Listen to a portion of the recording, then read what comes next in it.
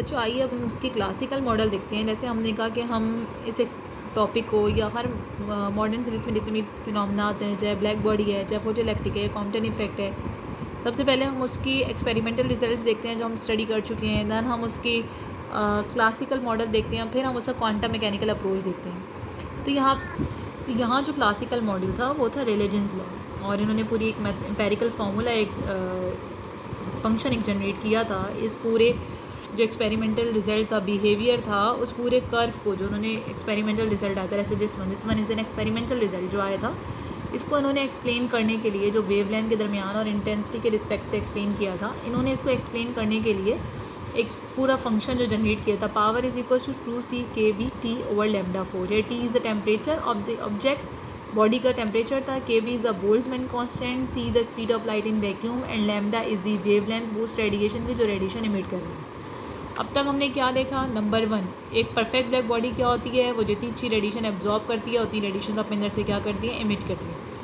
हमने ये भी देख लिया कि परफेक्ट ब्लैक बॉडी बनाई किस तरह से जा सकती है। हमने इसके एक्सपेरिमेंटल रिजल्ट भी देखे, जिसमें हमने स्टीफन बोल्ट्जमैन लॉ देखा कि पावर जो है वो डायरेक्टली डिपेंड करता है, किसके ऊपर डिपेंड कर रहा है? टेम्परेचर पे, 4th पावर ऑफ टेम्परेचर और एरिया पे। दूसरा हमने ये भी लॉ देख लिया कि वाइन्स लॉ जिसे कहा जाता है कि जिसके तहत आपके पास टेम्परेचर के चेंज होने से वेवलेंथ शिफ्ट आ रहा था आपके पास। इनिशियली टेम्परेचर जब कम था तो रेड रेडिएशन इमिट हो रही थी, टेम्परेचर बढ़ गया तो ब्लू, फिर ऑरेंज, फिर येलो, फिर green, red, orange, yellow, green, blue. फिर और टेम्परेचर अगर बढ़ेगा तो टेम्परेचर के बढ़ने से यूवी की तरफ मूव कर जाएंगे। तो आपने वेवलेंथ के अंदर क्या देखा था? उस डेटा में हमने वेवलेंथ के अंदर देखा था, शिफ्ट देखा था, यानी कि मैक्सिमम लैम्डा वेवलेंथ का जो पॉइंट है टेम्परेचर के बढ़ने से शिफ्ट हो रहे towards the shorter wavelength. Maximum wavelength कौन सा पॉइंट था? वो पॉइंट था जहाँ पे वेवलेंथ इंटेंसिटी की वैल्यू सबसे ज़्यादा थी पूरे कर्व के अंदर, एक पर्टिकुलर कर्व के अंदर, जहाँ पे इंटेंसिटी की वैल्यू क्या थी? मैक्सिमम थी। ठीक है, ये चीज़ें हमने प्रीवियस लेक्चर के अंदर देख ली। अच्छा, अब हमने क्या बताया है? हमने क्लासिकल मॉडल के तहत यानी कि रेलेजेंस लॉ बताया हमने कि ये पूरी इसकी एक एम्पेरिकल फार्मूला था, और क्यों फेल हुआ ये एक्सप्लेन नहीं कर सका ब्लैक बॉडी को, इस पर हमने आज मेन फोकस हमारा इस चीज़ पे। अच्छा, according to this mathematical treatment जब हमने डेटा ग्राफ प्लॉट किया तो हमारे पास इस तरह का ये था आपके पास classical model. This curve is indicate the classical model, और ये हमारे पास एक्सपेरिमेंटल रिजल्ट था। ये एक्सपेरिमेंटल रिजल्ट था जो हमने प्लॉट किया था। अब ये ऐसा बिहेवियर हमें क्यों मिला? ये मिसाल है, फॉर एग्जांपल इस पॉइंट की अगर हम बात करें, इस जगह पे हम देख रहे हैं, हम सपोज कर रहे हैं कि वेवलेंथ है आगे बढ़ रही है, जैसे हम आगे जा रहे हैं वेवलेंथ की वैल्यू क्या हो रही है? बढ़ रही है। तो हम कह रहे हैं फॉर एग्जांपल इस पॉइंट पे, एक इनफाइनाइट पॉइंट पे हम बात करें, जब वेवलेंथ की वैल्यू क्या होगी? इनफाइनाइट हो जाएगी। तो आपके पास पावर कह लें, इंटेंसिटी कह लें, हमारे पास कितनी होगी? 2c kBt अपॉन लैम्डा की जगह हमने क्या लिख दिया? इन्फिनिटी। तो इसका मतलब ये है कि जब नीचे इन्फिनिटी है तो पावर हमारे पास क्या हो जाएगी बच्चों? स्टूडेंट, ज़ीरो हो जाएगी। तो यानी कि इंटेंसिटी आपके पास क्या होगी? मिनिमम होगी।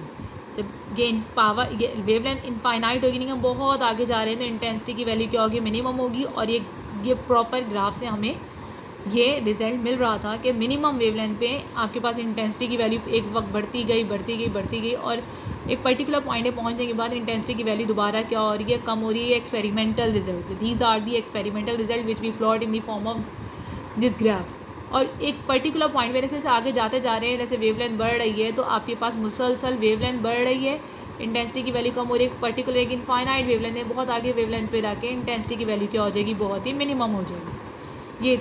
ये एक्सपेरिमेंटली भी प्रूफ, ये जो एक्सपेरिमेंटली था और जो रेलेजेंस लॉ था, क्लासिकल कह लें आपकी मॉडल था, वो इस चीज़ को डिफाइन कर रहा था, जस्टिफाई कर रहा था। फिर जब यही काम हमने शॉर्टर वेवलेंथ के लिए किया, लेट सपोज कि हमने सपोज की कि वेवलेंथ की वैल्यू क्या हो रही है आपके पास? 2c kBt, और वेवलेंथ की वैल्यू क्या हो गई? 0 हो गई।